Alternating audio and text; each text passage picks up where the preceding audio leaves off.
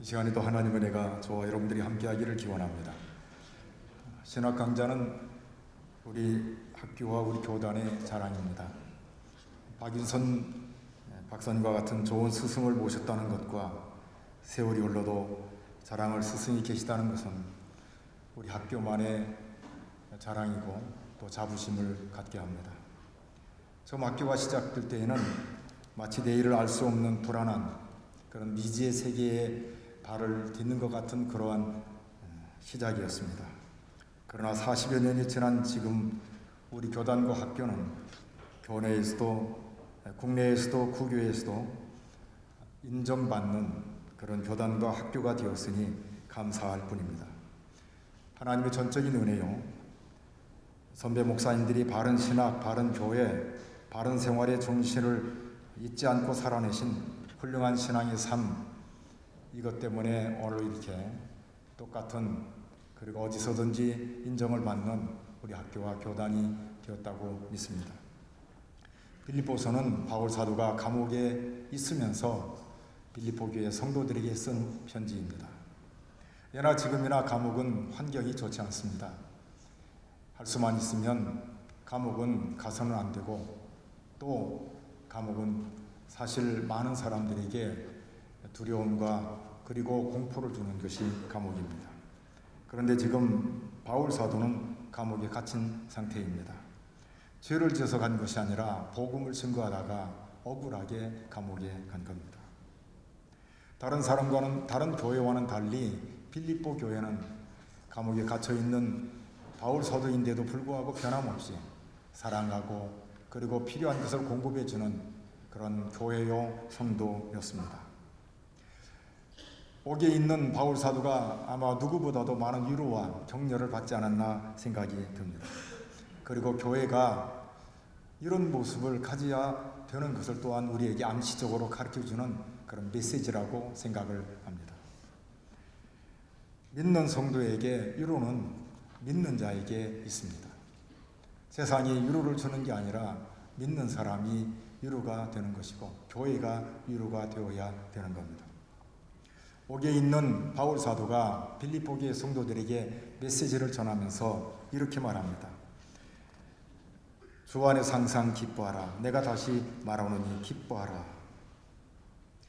성도의 삶을 기쁨의 삶으로 이렇게 표현하고 있습니다. 성도는 어떻게 살아야 되는가? 기뻐하는데 한두 번 기뻐하는 것이 아니라 항상 기뻐해야 할 것을 가르쳐 주십니다. 사실 우리가 매일 기쁨의 삶을 산다는 건 그렇게 쉬운 문제가 아닙니다. 이 세상을 살아낸다는 것은 녹록지 않은 것을 저도 알고 여러분도 압니다. 언젠가 초등학교 들어간 우리 교회에 1학년짜리 어린아이에게 학교에 입학하니 참 좋지 그랬더니 야 이가 목사님 너무 힘들어요. 그래서 제가 물었습니다. 뭐가 그렇게 힘드니? 그랬더니 시간이 너무 없어요 그러더라고요. 그래서 제가 다시 물었습니다. 너도 시간이 없니? 그랬더니 저도 시간이 없어요 그러더라고요.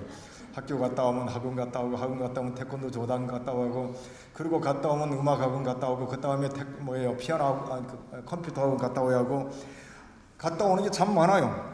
그 돌아오는 시간이 언제니 그랬더니 늦어요. 여러분 이 땅에 태어난 사람치고 고달프지 않은 사람은 아무도 없습니다. 그런데 환경이 아무리 나쁘다고 해도 감옥만큼 나쁜 환경은 없을 겁니다.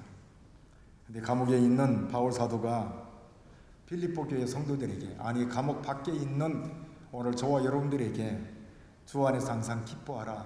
내가 다시 말하노니 기뻐하라고 말해줍니다. 옥에 있는 성도가 옥 밖에 있는 교회와 성도들에게 기뻐하라고 하는 말을 하는 것을 보면은 빈말이 아닌 것을 알게 됩니다. 만약에 자신이 감옥에서 기쁨이 없다면 이런 말을 할 수도 없고 어떤 분명한 확신과 소신이 없으면 이런 말은 결코 할 수 없기 때문입니다. 바울 사도는 오늘 예수 믿는 저와 여러분들에게 기뻐하는 이 기쁨의 삶을 살 것을 강조하고 있습니다. 그런데 어디에서 기뻐하라고 말하냐면 주 안에서 기뻐하라고 말해줍니다. 왜 주 안에서 기뻐하라고 말합니까? 주님이 어떤 분이십니까? 주님은 구원자이십니다. 우리에게 생명을 주시고 우리에게 소망을 주시고 우리에게 내일을 허락해 주신 분이 누구이냐면 우리 주님 예수 그리스도이십니다. 죄로 영원한 진노 가운데 있는 우리에게 소망을 주고 생명과는 무관한 우리에게 생명을 주시고 천국과는 무관한 우리에게 천국을 주신 분이 누구냐면 우리 주님 예수 그리스도이십니다. 저 많은 인간을 구원하기 위해서 하늘 보좌를 버려두시고 이 땅에 인간의 몸을 입고 오신 분이 우리 주님 예수 그리스도이십니다. 여기 주 안에라는 말은 내가 주님 안에 있음을 우리에게 가르쳐 주십니다. 내가 주님 안에 있다는 말은 나의 소속이 주님 안에 있다는 것입니다. 주님께 소속된 것 자체가 우리에게 복이라고 말씀해 주십니다. 사실 인간의 행복과 기쁨은 오래가지를 못합니다. 내가 좋은 집을 샀다 할지라도 그것이 오래가지를 않아요. 아무리 좋은 것, 혹시 취직하기가 너무 힘들어서 오랫동안 공부하고 많은 시련을 겪고 난 뒤에 합격했다 할지라도 막상 입사해보면은 당장에 그게 그렇게 쉽고 즐거운 일이 아니라는 것을 우리는 너무나도 잘 압니다. 우리가 이 세상 살아가는 게 그렇게 녹록지 않다는 것도 너무나도 잘 압니다. 지금이야 그런 말이 별로 없지만 저희들 어렸을 때에는 어쩌다가 시골에서 서울 한번 올라가면 모두가 다 이런 말을 합니다. 서울은 눈 뜨고 고백하는 곳이니까 조심하라고. 그게 한두 번 들은 얘기가 아니라 수없이 많이 들은 얘기입니다. 그만큼 세상이 험악하다는 것이죠. 그런데 조금만 생각해 보면 이게 얼마나 참 아픈 말인가를 공감하게 됩니다. 서울에 사는 사람이나 시골에 사는 사람이나 대한민국 사람이고 같은 언어를 하고 같은 핏줄을 가지고 태어났고 같은 종족이고 그런데도 불구하고 내가 사는 지역만 떠나서 서울에 올라가면 눈 뜨고 고백하는 것이 서울이다. 이 말은 내가 비록 같은 형제요, 동포요, 동족이요 그런 언어를 사용하는 그런 사람이라 할지라도 사람 사는 것이 결코 쉽지 않고 험악하고 그리고 마음 편안하게 살 수 없는 이 땅인 것을 우리에게 가르쳐 주십니다. 바울 사도는 감옥에 있기 때문에 거친 죄수들의 모습을 봅니다.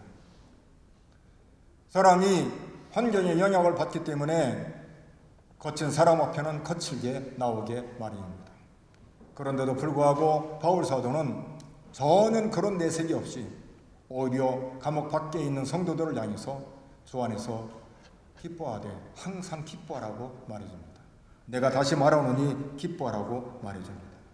왜 그래요? 주님은 공의로운 하나님이시기 때문입니다. 공의롭다는 말은 주님에게는 불의가 없다는 것입니다. 세상은 나가면 억울한 일이 많아요.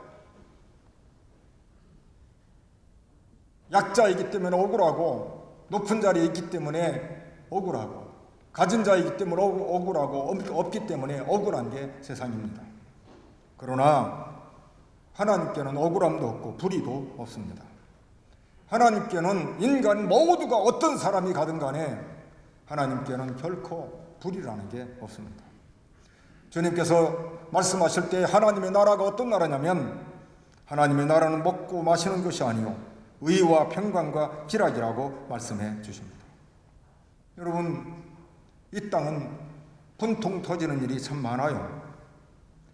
때로는 억울한 누명을 씌우고도 힘이 없어서 풀지 못하고 한 맺혀서 죽은 사람도 얼마나 많은지 모릅니다.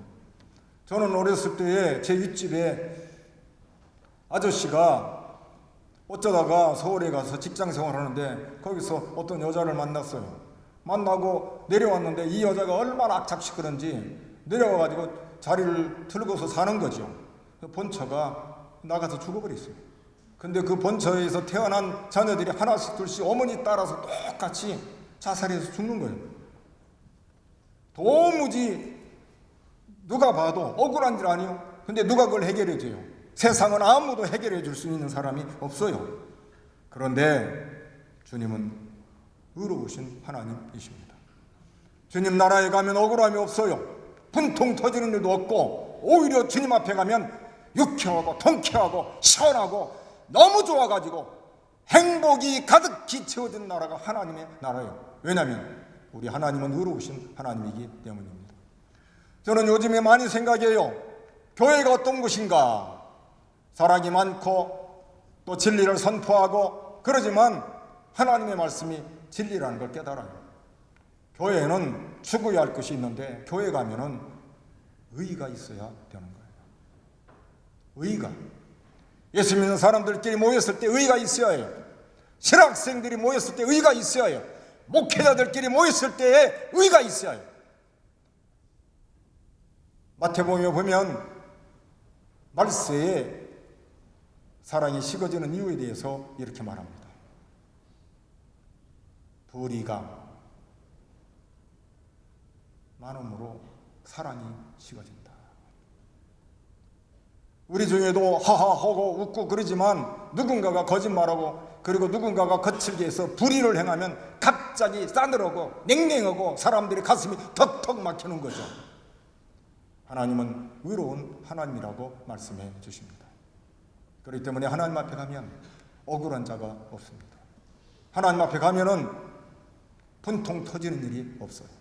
오히려 모든 억울함과 분통과 그리고 내가 가지고 있는 맺힌 것들이 싹 풀어지고 의로우신 주님 그분 앞에 가면 그야말로 웃지 말라 해도 웃음이 나올 수밖에 없는 그분이 우리 주님 예수 그리스도이시고 하나님 아버지이십니다. 여러분 그분을 믿습니까? 오늘 바울 사도는 주 안에서 기뻐하라고 우리에게 가르쳐 주십니다. 그것만이 아니에요.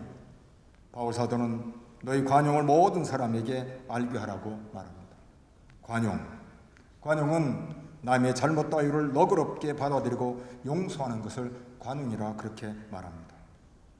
남의 잘못을 너그럽게 용서하고 받아주고 그것을 남들이 알게 하라. 모든 사람에게 알게 하라. 화가 날 정도로 속상하고 그리고 나를 힘들게 하는데 그런 상황에서 용서하라. 남이 나에게 어떤 함정을 만들어 놓고 거기에 폭 빠지게 만들어 놓고 좋아서 낄낄대고 웃는데 용서해 줘라. 그런데 그것을 그냥 있는 게 아니라 이렇게 관용의 삶을 사는 것을 알게 하라 그렇게 말해줍니다. 이 말을 오해해서는 안 돼요. 자랑하라 그런 의미가 아니에요. 이 말은 도대체가 예수를 안 믿는 사람들이 볼 때 예수 믿는 사람들을 볼 때 도대체가 저들은 왜 이렇게 저렇게 사는가 억울하고 속상하고 도무지 나 같으면 저렇게 살 수 없는데 그럼에도 불구하고 마음을 열고 관용하고 사랑하고 용서해주는 저들이 도대체 무엇인가 그것을 알게 하라 그런 의미입니다. 여러분 믿는 자라고 속상한 일이 없나요? 아니요. 목사도 진짜 억울할 때가 많아요. 저도 전주에서 25년 목회했는데 전 3대째 신앙생활하기 때문에 어른들이 했던 얘기를 참 예수를 일찍 믿기를 잘했구나. 목회하면은 벙어리 3년, 귀머거리 3년, 소경 3년을 해야 한다. 그 말을 참 많이 들었어요. 근데 저는 원래 목회할 게 아니고 사업가를 해서 돈을 많이 벌어서 목사님을 잘 뽑히려고 했는데 어쩌다가 이렇게 이제 하나님께 부름 받았는데 횡재를 한 거죠. 목사처럼 행복한 게 어디 있습니까? 진짜 행복한 게 목사 아니요. 별로 대답을 안 한 것 같은데 진짜 행복한 게 목사입니다. 정말 여러분 나가보십시오. 세상이 얼마나 거칩니까? 성도들 눈만 뜨면 돈 오고 싸우잖아요. 한 푼 때문에 얼마나 치열합니까? 목사는 눈 뜨면 성경 읽고 눈 뜨면 기도하고 그러잖아요. 뭐 대답도 않는 것 같은데 여러분도 눈 뜨면 돈만 계산하고 그러는 거 아니겠지만 관용을 알게 하라는 말은 예수 믿는 사람들이 억울한 일을 당할 때 대항하지 않고 오른뺨 뺨을 때리면 왼뺨을 대고 그것을 알게 하는 거죠. 도대체 저들이 저렇게 사는 이유가 뭘까? 그런데 거꾸로 말해서 우리가 그렇게 사는 이유가 뭐냐 이 말이죠. 오늘 성경은 우리에게 이렇게 가르쳐줍니다. 주께서 가까우시다. 우리에겐 주님이 계시고 주님이 다시 오신다는 사실입니다. 기독교의 아주 중요한 것은 재림 신앙입니다. 종말론적인 신앙이죠. 주님이 다시 오시기 때문에 우리는 소망이 있고 그것을 참고 견딜 수가 있는 거라 이 말입니다. 그러면서 이어서 이렇게 말합니다. 아무것도 염려하지 말고 너희 구할 것을 감사함으로 아뢰라고. 오늘 우리에게 예상 밖으로 이렇게 말합니다. 아무것도 염려하지 말라. 그리고 기도하라고 말해요. 안 맞죠? 이 말 속에는 염려도 많고 근심 걱정도 많이 있다는 것이죠. 그런데 근심 걱정 염려해봤자 의미가 없으니까 오늘 예수 믿는 성도들이 해야 할 일이 있다면 근심 걱정한다 해서 키가 한 자가 덜어 자라는 것도 아니고 너에게 이 문제가 해결되는 것이 아니고 오히려 예수 믿는 우리에게 길이 있는데 그걸 기도하라 우리에게 가르쳐 주십니다.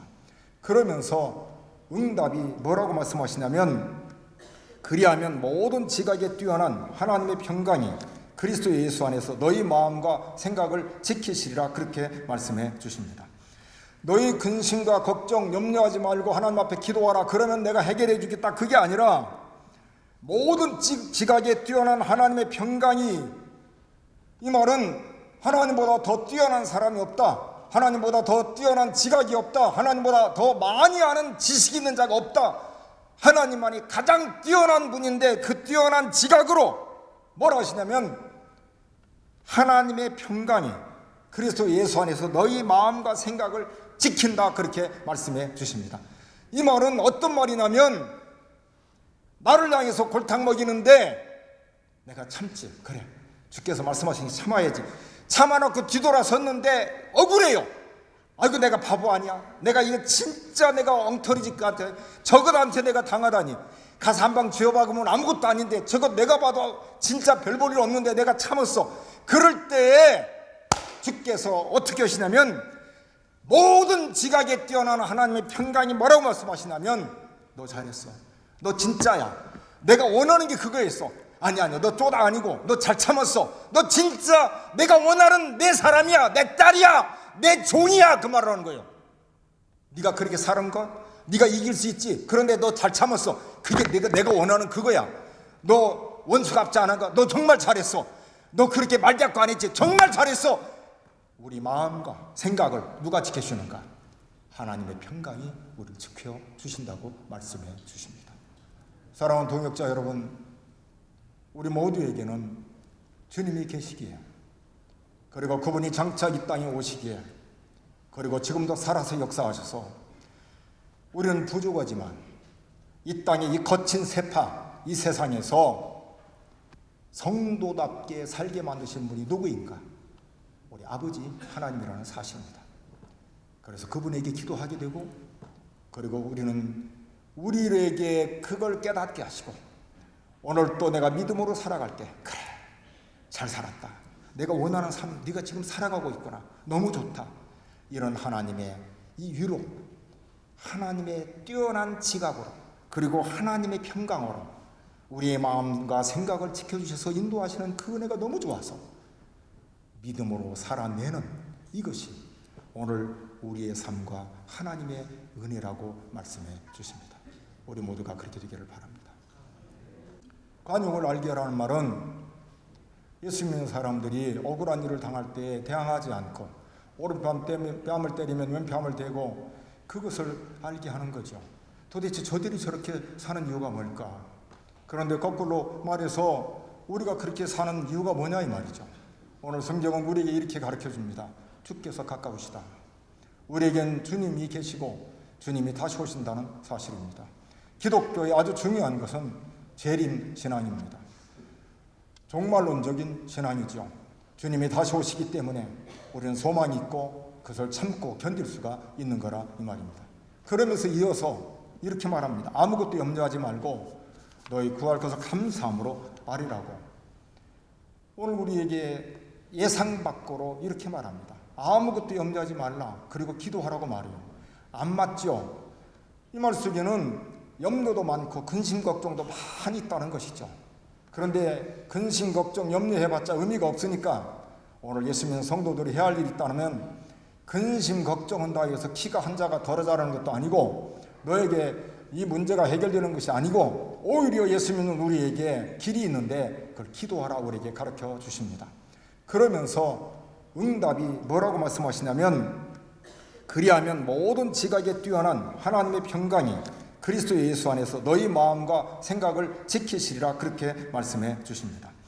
너희 근심과 걱정 염려하지 말고 하나님 앞에 기도하라. 그러면 내가 해결해 주겠다. 그게 아니라 모든 지각에 뛰어난 하나님의 평강이, 이 말은 하나님보다 더 뛰어난 사람이 없다. 하나님보다 더 뛰어난 지각이 없다. 하나님보다 더 많이 아는 지식이 있는 자가 없다. 하나님만이 가장 뛰어난 분인데 그 뛰어난 지각으로 뭘 하시냐면 하나님의 평강이 그리스도 예수 안에서 너희 마음과 생각을 지킨다. 그렇게 말씀해 주십니다. 이 말은 어떤 말이냐면 나를 향해서 골탕 먹이는데 내가 참지. 그래, 주께서 말씀하시니 참아야지. 참아놓고 뒤돌아섰는데 억울해요. 아이고 내가 바보 아니야. 내가 이거 진짜 내가 엉터리짓 같아. 저것한테 내가 당하다니. 가서 한 방 쥐어박으면 아무것도 아닌데 저것 내가 봐도 진짜 별 볼 일 없는데 내가 참았어. 그럴 때에 주께서 어떻게 하시냐면 모든 지각에 뛰어난 하나님의 평강이 뭐라고 말씀하시냐면 너 잘했어. 너 진짜야. 내가 원하는 게 그거였어. 아니야 너 쪼다 아니고 너 잘 참았어. 너 진짜 내가 원하는 내 사람이야. 내 딸이야. 내 종이야. 그 말을 하는 거예요. 네가 그렇게 사는 거 네가 이길 수 있지. 그런데 너 잘 참았어. 그게 내가 원하는 그거야. 너 원수 갚지 않은 거 너 정말 잘했어. 너 그렇게 말대꾸 안 했지. 정말 잘했어. 우리 마음과 생각을 누가 지켜주는가? 하나님의 평강이 우리를 지켜주신다고 말씀해 주십니다. 사랑하는 동역자 여러분, 우리 모두에게는 주님이 계시기에, 그리고 그분이 장차 이 땅에 오시기에, 그리고 지금도 살아서 역사하셔서 우리는 부족하지만 이 땅의 이 거친 세파, 이 세상에서 성도답게 살게 만드신 분이 누구인가? 우리 아버지 하나님이라는 사실입니다. 그래서 그분에게 기도하게 되고, 그리고 우리는 우리에게 그걸 깨닫게 하시고, 오늘 또 내가 믿음으로 살아갈 때 그래 잘 살았다. 내가 원하는 삶 네가 지금 살아가고 있구나. 너무 좋다. 이런 하나님의 이 위로, 하나님의 뛰어난 지각으로, 그리고 하나님의 평강으로 우리의 마음과 생각을 지켜주셔서 인도하시는 그 은혜가 너무 좋아서 믿음으로 살아내는 이것이 오늘 우리의 삶과 하나님의 은혜라고 말씀해 주십니다. 우리 모두가 그렇게 되기를 바랍니다. 하나님 고맙습니다. 오늘 이 시간 정암신학 강좌 허락해 주시고 먼저 마음을 모두와서 하나님 앞에 예배드리게 하시고, 우리는 형편없는 죄인이지만 하나님의 백성, 하나님의 자녀, 하나님의 종, 그 길을 걸어갈 수 있도록 믿음으로 살 때마다 우리를 격려해 주시고 잘 살았다고, 그렇게 가야 한다고, 하나님의 뛰어난 지각에 뛰어난 평강이 그리스도 예수 안에서 우리 마음과 생각을 지켜주심을 감사합니다. 성도답게, 목사답게, 장로답게, 신학생답게 우리 살 수 있도록 인도해 주옵소서. 예수님 이름으로 기도하옵나이다.